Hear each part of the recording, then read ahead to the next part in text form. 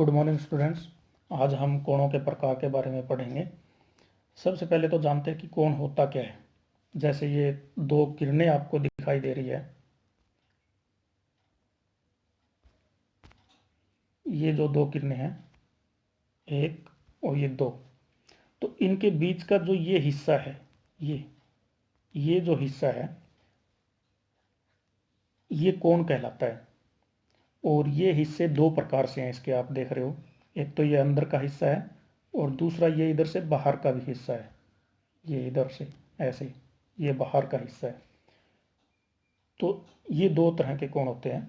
तो आइए आगे पढ़ते हैं हम इसके बारे में। सबसे पहले आता है ये बाहरी कोण। जैसे मैंने आपको पहले बताया था कि ये दो किरणें हैं, आप देख रहे हो इनको, और इनके बाहर जो ये लाल रंग से दिखाया गया है, ये बाहरी कोण है।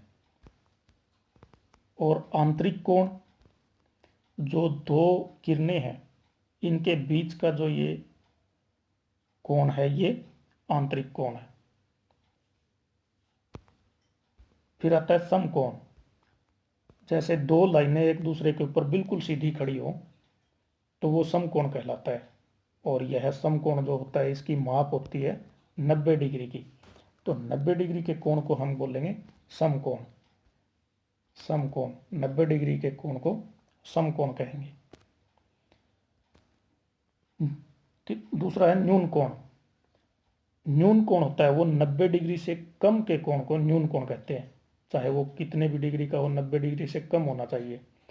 चाहे वो 89 डिग्री हो, 88 डिग्री हो, 2 डिग्री हो, वो सभी न्यून कोण कहलाएंगे। तो 90 डिग्री से कम का कोण न्यून कोण कहलाता है। उसके बाद में तीसरा नंबर का कोण है वो है अधिक कोण। इस अधिक कोण को कई बार किताबों में केवल अधिकोण लिखा हुआ मिलता है। अधिकोण, अधिकोण, केवल यही लिखा मिलेगा। तो अधिक कोण को ही अधिक कोण कहते हैं। और अधिक कोण है ये 90 डिग्री से ज़्यादा होता है और 180 डिग्री से कम होता है। जैसे इसमें आप देख पा रहे हो, ये जो कोण दिखाया गया है यहाँ पे, ये 90 डिग्री से ज़्यादा है। 90 डिग्री का होता तो दूसरी लाइन बिल्कुल सीधी इसके ऊपर लंबवत खड़ी होती, लेकिन अभी ये 90 डिग्री से ज़्यादा झुकाव ले रही है। तो यह जो कोण बना है, यह अधिक कोण है, जो कि 180 डिग्री से कम है और 90 डिग्री से ज़्यादा है। 180 डिग्री का जो कोण होता है वो बिल्कुल सीधी लाइन होती है। तो 90 डिग्री से ज़्यादा और 180 डिग्री से कम के कोण को अधिक कोण कहते हैं। अब आगे हम हमारे दैनिक जीवन में बहुत सारे कोणों के उदाहरण देखते हैं। जो कॉर्नर बोलते हैं, कोना होता है, घरों में होता है कोना, वहाँ भी एक कोण होता है।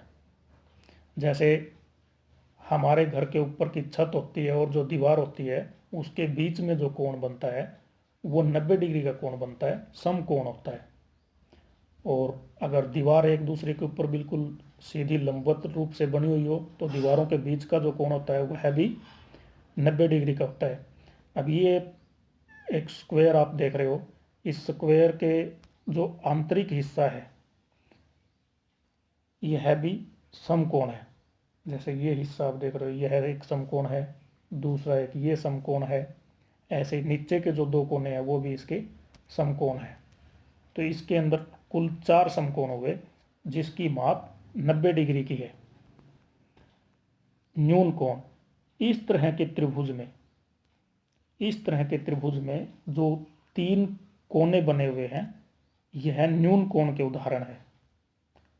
जैसे एक कॉर्नर ये है, ये न्यून कोण है, इसकी माप 90 डिग्री से कम है, इसलिए इसको न्यून कोण कहते हैं।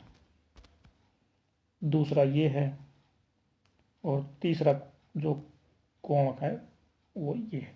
तो इस तरह की त्रिभुज जो होती है उसमें न्यून कोण होता है। इसमें 3 न्यून कोण आप देख रहे हो जिनकी माप 90 डिग्री से कम है।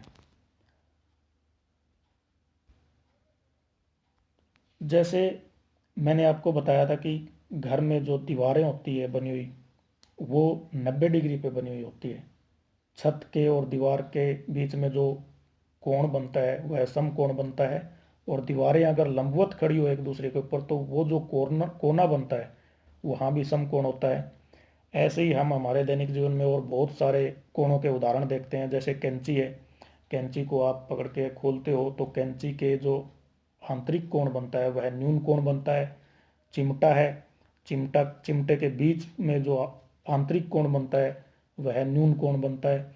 तो ऐसे बहुत सारे उदाहरण आपको अपने दैनिक जीवन में देखने को मिलते हैं। तो बच्चों, जब भी आप ऐसे कॉर्नर देखते हो, कोने देखते हो, कोण बने हुए देखते हो तो उनको गौर से देखिए और अंदाज़ा लगाइए कि ये समकोण है, अधिक कोण है या न्यून कोण है। Thank you.